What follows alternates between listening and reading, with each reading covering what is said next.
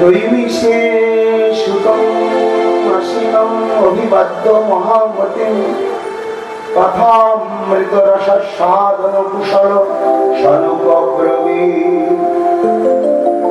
একবার নৈমিষারণ্য তীর্থেতে সমাগত হয়েছেন কয়েক সহস্র ঋষিবৃন্দ এবং দৈবক্রমে সেখানে সমাগত হয়েছেন পরম পূজ্যপাদ শ্রী সুত গোস্বামীপাদ। তখন সুত গোস্বামীপাদ কৃষ্ণ কথা রস তত্ত্ববেত্তা এবং বক্তা। তাকে সমস্ত ঋষিবৃন্দ প্রশ্ন করলেন যে হে ঋষিবর, ইহ ঘোরে কর প্রায় জীবশ্বাসুর গতং গতং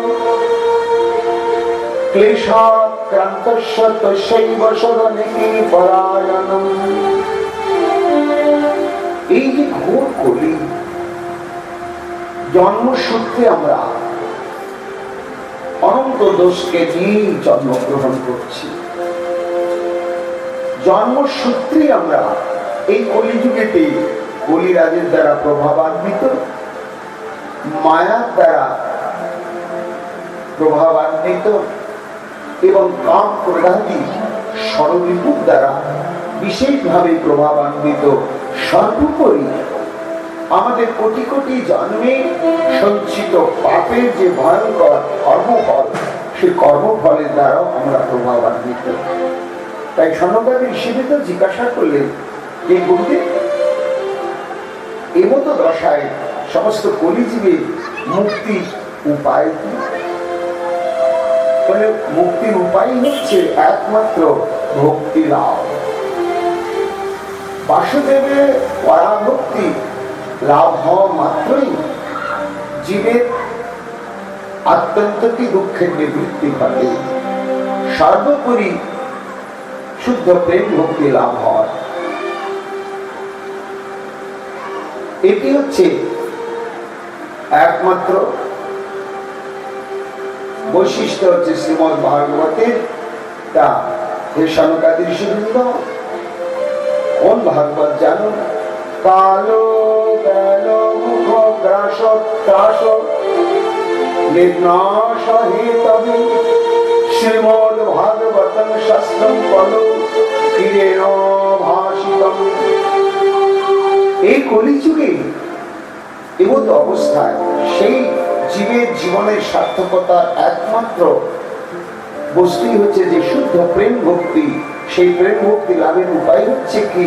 সুখদেব গোস্বামী পাদ কর্তৃক এবং মহারাজ পরীক্ষিত কর্তৃক সুত আর সুখদেব গোস্বামী পাদ কর্তৃক কথিত যে ভাগবত, সেই ভাগবত শ্রবণ কীর্তনের দ্বারাই জীবের যে পঞ্চপুরুষার্থ প্রেম ভক্তি প্রয়োজন তত্ত্ব সেটি অনায়াসে লাভ হয়। আর এই ভক্তি লাভ হলে আনুষঙ্গিক ভাবে সমস্ত কিছু অনর্থের নিবৃত্তি ঘটে। তারা জিজ্ঞাসা করলেন গুরুদেব, এটি তো তত্ত্ব সিদ্ধান্তের দ্বারা আপনি বললেন, কিন্তু এই ভাগবতী কথার দ্বারা যে সত্যি সত্যি ভক্তি লাভ হয়, ভক্তি সক্রিয় হন, এর কোন দৃষ্টান্ত বা প্রমাণ রয়েছে? যদি থাকে কৃপা করে বর্ণনা করুন, যা শ্রবণ করলে আমাদের বিশ্বাসটা আরো সুদৃঢ় হবে। তার উত্তরে তখন সুত গোস্বামী পাদ বললেন, তবে শোনো, একদা হি বিশালায়াং চত্বার বিষয় অমলাম সৎসংলাক্ষং সমায়াত তাদৃশস্তত্র নারদম তাবৎ তদর্শ পুরত সনকাদি মুনীশ্বরং কোটি সূর্য সমাভাস নুবাচ মুনি সত্তম। এই সনকাদি একবার সৎসঙ্গের ইচ্ছায় সনকাদি ঋষিবৃন্দ তাদের নিত্য যে স্থান সিদ্ধ লোক থেকে তারা এই ভারতবর্ষে সমাগত হলেন এবং বদ্রীনারায়ণে তারা উপস্থিত হলেন। ওই সৎসঙ্গের জন্য উৎকণ্ঠিত চিত্তে চারজন, সনক, সনন্দ, সনত কুমার, সনাতন, তারা এক জায়গায় অপেক্ষায় রত রইলেন এবং তাদের এমন ভক্তি প্রেম যে তাদের অঙ্গ থেকে নিরন্তর কোটি সূর্য সমাভাস, কোটি কোটি সূর্যের ন্যায় জ্যোতি তাদের অঙ্গ থেকে বিচ্ছুরিত হচ্ছিল। দৈবক্রমে দেবর্ষি নারদ সেখানে সমাগত হলেন। দেবর্ষি নারদের বদনখানা বড় মলিন, তাই দেখে সনকাদি ঋষিবৃন্দ বললেন, ঋষিবর, তুমি তো নিরন্তর নামানন্দে বিভোর, তোমাকে কখনোই এমন কোনো দুঃখ ব্যথা বেদনা নেই যা স্পর্শ করে তোমাকে মলিন করতে পারে। তা তোমাকে এমন মলিন দেখাচ্ছে কেন? দেবর্ষি তখন শুধু গোস্বামীপাদ বলছেন সনকাদি ঋষিবৃন্দ, তখন দেবর্ষি নারদ বললেন, এই কুমারগণ, আপনারা যথার্থই বলেছেন, আমি নামানন্দের সমস্ত দুঃখের প্রভাব থেকে নিরন্তরই মুক্ত, কিন্তু অধুনা একটি ঘটনাকে কেন্দ্র করে আমি বড় চিন্তাক্লিষ্ট এবং ভারাক্রান্ত হয়ে পড়েছি। কি সেই কারণ? না, আমি এই ভারত পর্যটনে সেই সমস্ত তীর্থে যখন পর্যটন করছিলাম, তখন দেখছিলাম কলির কি নগ্ন তাণ্ডব, কি ব্রাহ্মণ, ক্ষত্রিয়, শূদ্র, বৈশ্য, কি গৃহস্থ, বানপ্রস্থ, সন্ন্যাসী, সবাই কলির দ্বারা প্রভাবান্বিত হয়ে প্রকৃত যে আত্মধর্ম, সে আত্মধর্ম থেকে বহু দূরেই তারা সরে গিয়েছে। কলির এই ভয়ঙ্কর প্রভাবের দ্বারা জীবের এই আত্মবিস্মৃতি, ভগবত বিস্মৃতি এবং মনুষ্য দেহ প্রাপ্ত হওয়াতেও পাশবিক প্রবৃত্তির মোহ দেখতে দেখতে আমার চিত্ত ভারাক্রান্ত হয়ে গেল। তারপরে আমি মধু বৃন্দাবনে সমাগত হলাম, যে বৃন্দাবনে লীলা পুরুষোত্তম শ্রী ভগবান লীলা বিহারাদি করেন। যখন আমি বৃন্দাবনে উপস্থিত হয়ে যমুনার ধার ধার দিয়ে অগ্রসর হচ্ছিলাম, তখনই দেখলাম একটা অদ্ভুত দৃশ্য। কি দৃশ্য? না, অদ্ভুত এক নব যৌবনা তরুণী তার অঙ্গ ছটায় সমস্ত দিক আলোকিত করেছে এবং তাকে পরিচর্যা করছে সমস্ত দেবপ্রতিম রমণীবৃন্দ, শুশ্রূষা করছে, তার পরিচর্যা করছে।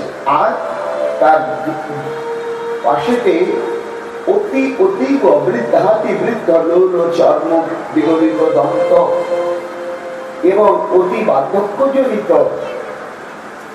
একেবারে অচেতন অচেষ্ট দুটি বৃদ্ধ দয় পড়ে রয়েছে। আর সেই নবীনা তরুণী অঝরে কাঁদছে, সান্ত্বনা দিচ্ছে সেই দুটি বৃদ্ধকে, এবং তারা যাতে সুস্থ হতে পারে এই উপায় অনুসন্ধান করে ব্যাকুল হৃদয়ে কখনো কখনো সে ব্যথিত অন্তরে ক্রন্দন করছে। আমি ভাবলাম, কে এই বৃদ্ধ দয়কে, ইনি কে? আর এর সঙ্গে যারা, তারাই রাখি। ধীরে ধীরে অগ্রসর হলাম, হয়ে তার পরিচয় জিজ্ঞাসা করলাম। তাহে সনকাদি কুমারগণ, তখন তিনি বললেন, দেবর্ষি, আপনি আমায় চিনতে পারছেন না, আমি হলাম ভক্তি, আর আমার এই দুটি হচ্ছে দুটি সন্তান।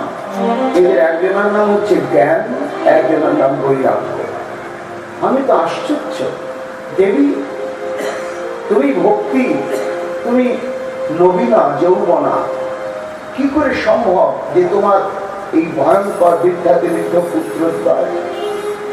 বলে, না, এরাও আমার মতোই নিত্য যুবক ছিল, কিন্তু এই কলিযুগেতে আমি এদেরকে নিয়ে পরিভ্রমণ করতে করতে করতে করতে আমি এবং আমার পুত্রদ্বয় উভয়ই আমরা এই বার্ধক্য দশা প্রাপ্ত হয়ে আমাদের চলৎ শক্তি পর্যন্ত রহিত হয়ে গিয়েছিল দেবর্ষি। বহু কষ্টে আমি যেই এই মধু বৃন্দাবনে প্রবেশ করলাম, তখন এই বৃন্দাবনে প্রবেশ করার সঙ্গে সঙ্গে আমার বার্ধক্য দশা দূর হয়ে গেল। জয় জয় শ্রী বৃন্দাবন ধাম কি, জয় জয় শ্রী বৃন্দাবন ধাম কি, জয় জয় শ্রী বৃন্দাবন ধাম কি। কিন্তু আমার এই পুত্রদ্বয়ের বার্ধক্য দশা দূর হলো না। তা দেবর্ষি, আজ একটা বিশেষ মুহূর্তে আপনার সমাগম হয়েছে। সাধুর দ্বারাই একমাত্র সমস্ত দুঃখ থেকে নিষ্কৃতি প্রাপ্ত হওয়া যায়। কৃপা করে আপনি যেমন করে হোক আমার এই পুত্রদ্বয় যাতে আমার স্বাভাবিক বয়সে ফিরে আসে তার জন্য চেষ্টা করুন। দেবর্ষি নারদ বলছেন, এ সনকারী কুমারগণ, আমি তখন ব্যথিত হলাম। সত্যিই তো, তখন আমি নিকটে গেলাম, নিজে আচরণ করে তাদেরকে আচরণ করালাম, করে এইবার তাদের কর্মে বদল দিয়ে আমি সমস্ত বেদের যত যত সূক্ত, সামবেদ, ঋগ্বেদ, যজুর্বেদ এবং ব্রহ্মসূত্র, যত যত উপনিষদের মন্ত্র একে একে অতি উচ্চস্বরে তাদের কর্মে প্রদান করলাম। শুধু তাই নয়, মহাভারতের 1 লক্ষ শ্লোক এবং যার মধ্যে শ্রী ভগবান কথিত 750 শ্লোক সমন্বিত গীতা, সেই গীতার মর্ম পর্যন্ত তাদের কর্মে দিলাম। বললাম, এ জ্ঞান বৈরাগ্য, তোমরা জাগো, ওঠো, তোমরা বলবীর্য সম্পন্ন হও। কিন্তু হায়, আমার সমস্ত প্রচেষ্টা ব্যর্থ। তারা একটু যেন চোখ মেলে চাইল বটে, কিন্তু আবার তারা এমন নিস্তেজ হয়ে পড়ল যে আমি ব্যর্থ হয়ে গেলাম। ভক্তি দেবীকে বললাম, দেবী, এ কি হলো যে এই বেদ উপনিষদের মহাশক্তিশালী মন্ত্রে জীবের সমস্ত কর্মবন্ধন ছিন্ন হয়ে যায়, অথচ আমি পারলাম না, আমার দ্বারা হলো না। তাহলে আমার জীবন ধারণে আমার সার্থকতা কোথায়? কেন হলো না? এই অসীম শক্তিশালী মন্ত্রের দ্বারা কেন এই পরিবর্তন হলো না? শোনো সনকাদি কুমারগণ, তখন আমি দেখলাম যে একমাত্র শ্রী ভগবান ছাড়া আমার আর কোনো গতি নাই। তখন আমি ওই বৃন্দাবনে একান্তে বসে ভক্তি দেবীকে বললাম, দাঁড়াও, আমি যখন পারলাম না, দেখি কোন উপায় আছে কিনা। তখন আমি শ্রী গোবিন্দের চরণে শরণাগত হয়ে তখন আমি তাকে আরাধনা করতে শুরু করলাম।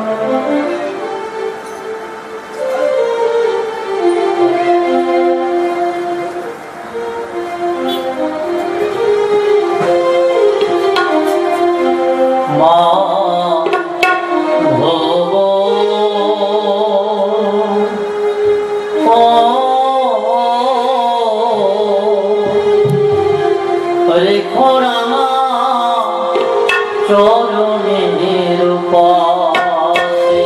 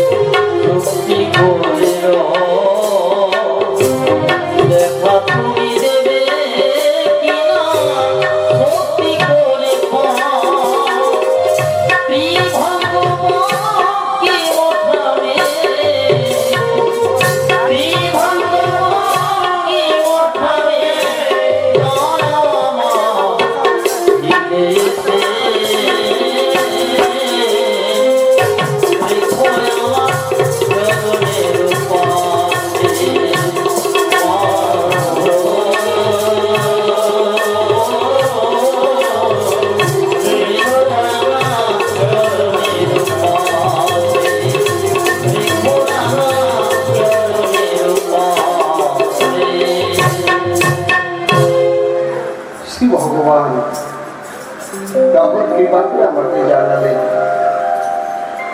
হে নারদ, তুমি সৎ কর্মের আয়োজন করো, সেই সৎ কর্মের দ্বারাই জ্ঞান এবং বৈরাগ্যের বার্ধক্য দশা দূরীভূত হবে।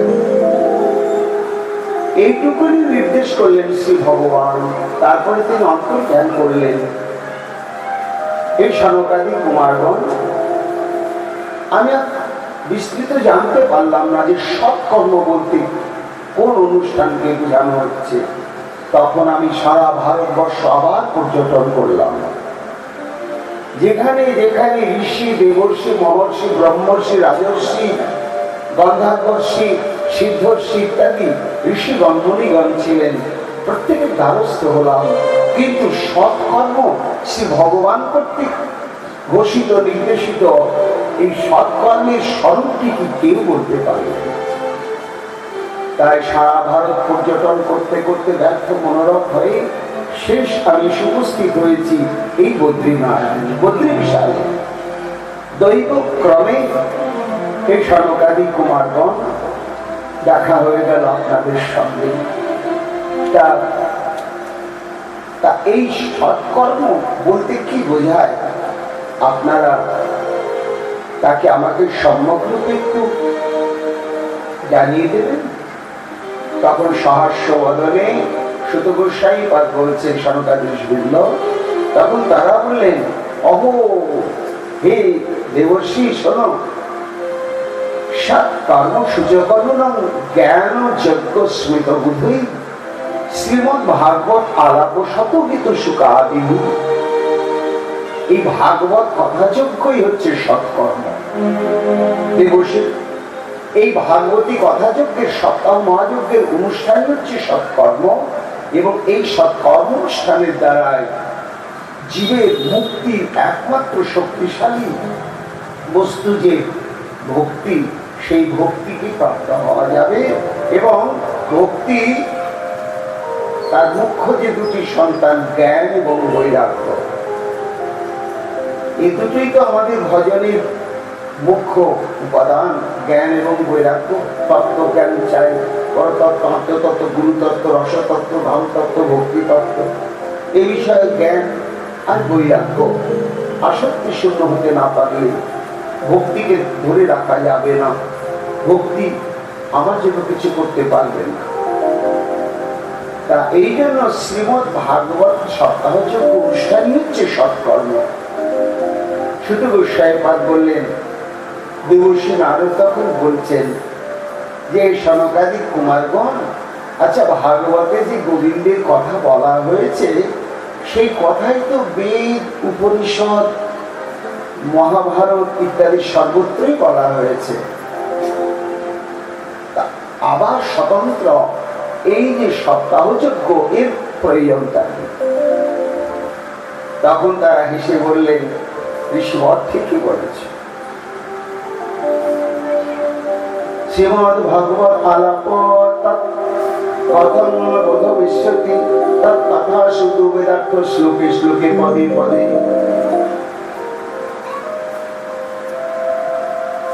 তুমি বলেছ ঠিকই, কিন্তু শোনো, তবু লিখিত বেদ শাস্ত্র, শ্রুতি এবং স্মৃতি তৎসহ এই শ্রীমদ ভাগবত মহিমাতে একটু ভেদ আছে, আস্বাদনীয়তায় ভেদ আছে। যদি তার দৃষ্টান্ত শুনতে চাও দেবর্ষি, তাহলে শোনো, একটা আম গাছ, আম গাছ, শেকড়ে রস আছে আছে আচ্ছা, শেকড়টা খেতে করে রসটা বের করে খেয়ে দেখেছো কেমন? বিচ্ছিরি স্বাদ। আম গাছের ছাল আছে, হ্যাঁ, সেই ছালে রস আছে, সেই রসের স্বাদটা কেমন বলে ওটাও বিচ্ছিরি। গাছে আম গাছে পাতা আছে, আচ্ছা, পাতাটাকে যদি শিলনোড়াতে থেতো করে রস বের করা হয় তাতেও স্বাদ আছে, হ্যাঁ। আচ্ছা, আম গাছে যখন মুকুল ধরে, সেই মুকুলগুলোকে থেতো করলে রস বের হবে, সেটা একটু টকটক। দেখো, একটাই আম গাছ, তার অঙ্গ প্রত্যঙ্গে রস আছে, কিন্তু সে আম গাছে যখন আম ধরে আমটা পেকে টুসটুসে হয়ে গেল, তখন গাছ পাতা আমের যে রস, যে স্বাদ, সেটা কেমন বলো তো দেবর্ষি বলে, ও তার বলবেন না, বলতে গেলে আমার জিভে জল এসে যায়।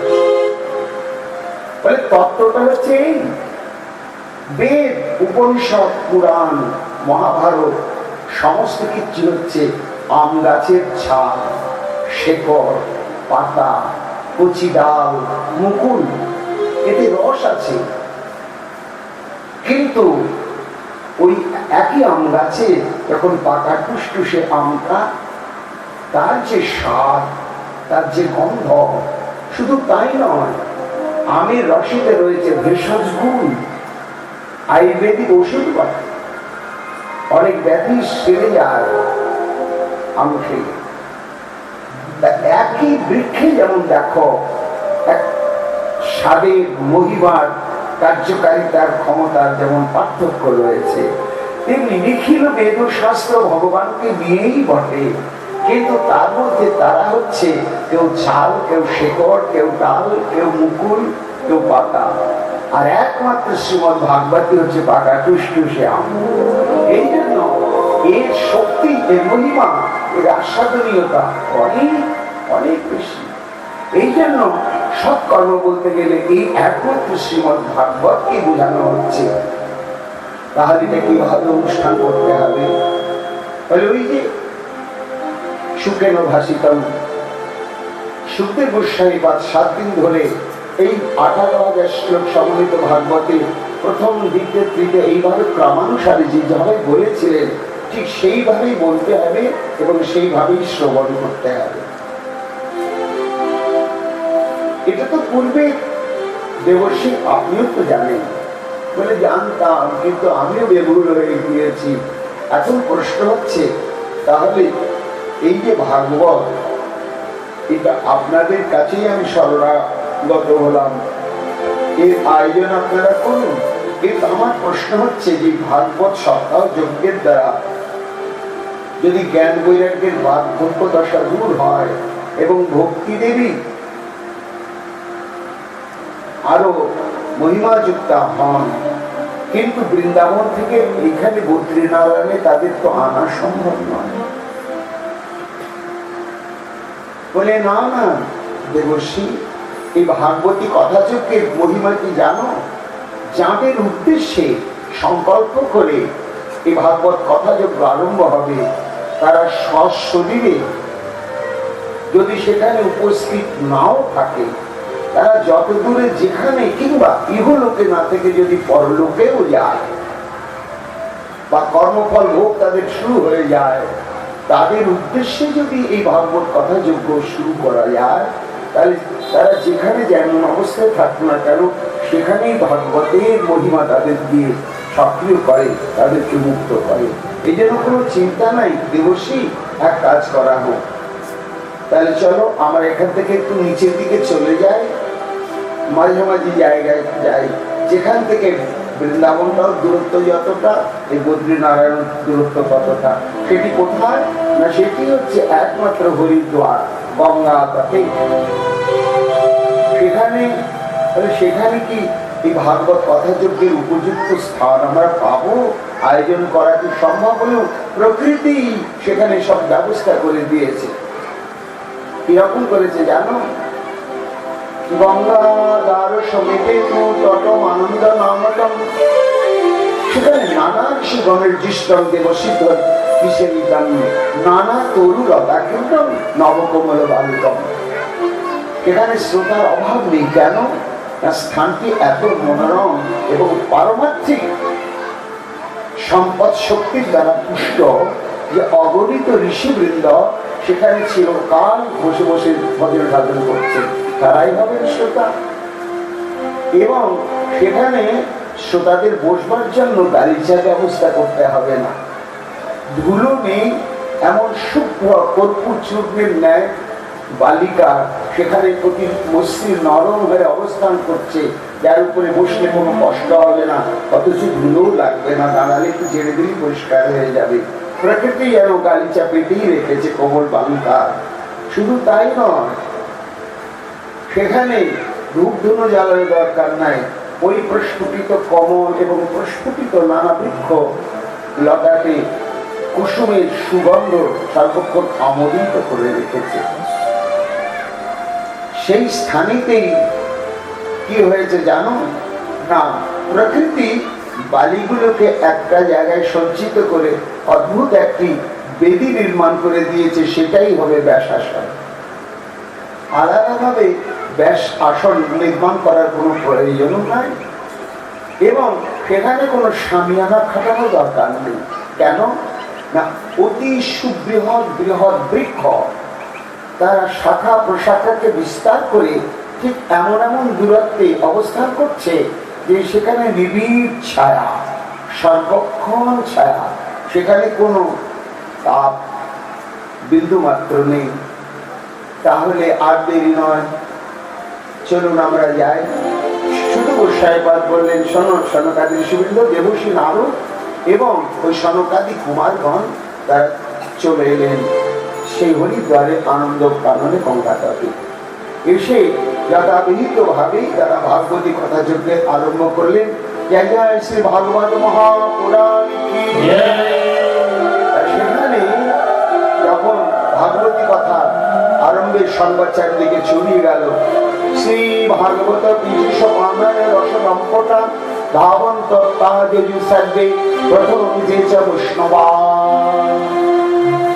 আহা, বিশেষণ দিচ্ছেন শাস্ত্র কি না, রসলম্পটা সমস্ত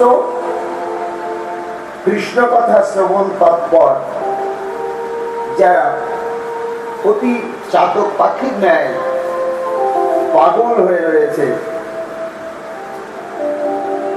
এমন যে সমস্ত সাধুবৃন্দ মনি ঋষিবৃন্দ তারা সেখানে সবাই উপস্থিত হলেন। হয়ে তারা সেখানে ধ্যানাসনে স্থির চিত্তে সবাই সেখানে বসে এইবার শ্রবণ তৎপর হলেন। তা সেখানে কারা কারা এলেন? ভৃগু, বশিষ্ঠ, চবন, গৌতম, বেদান্তি, দেবল, দেবরাজ, পরশুরাম, বিশ্বামিত্র, শাকল, মার্কেন্ডেয়, দত্তাত্রেয়, পিপ্পলাদ, যোগেশ্বর, ব্যাসদেব, পরাশর, ছায়াসুর, জাজলি, জন্ম প্রভৃতি প্রধান প্রধান মুনিগণ। এই মুনিগণ বলতে এরা গৃহস্থ, এরা সমস্ত শিষ্য, পুত্র এবং সহধর্মিণী সহ সমাগত হলেন। শুধু তাই নয়, হে সনকাদি ঋষিবৃন্দ, সেই হরিদ্বারেতে আর কারা এলেন? বেদ, বেদান্ত, তন্ত্র, মন্ত্র, সমস্ত পুরাণ, ছটা শাস্ত্র তারা মূর্তি ধারণ করে শ্রোতাসীনে সেখানে উপস্থিত হলেন এবং এইভাবে ঋষিগণ ভাগবতী কথা শুরু করলেন। শ্রোতা হলেন দেবর্ষি নারদ, আর বক্তা হলেন একবার সনক, একবার সনাতন, একবার সনন্দন, সনত কুমার পঞ্চায়েত।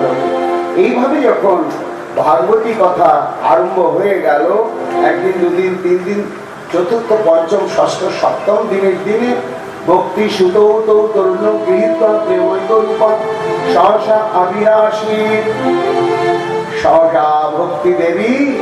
তখন জ্ঞান বৈরাগ্য তারাও একেবারে নবীন যুবক, তাদের করকমল ধারণ করে সেই আনন্দ কাননে এসে সমষ্টিত উপগত হলেন এবং গান আরম্ভ করে দিলেন।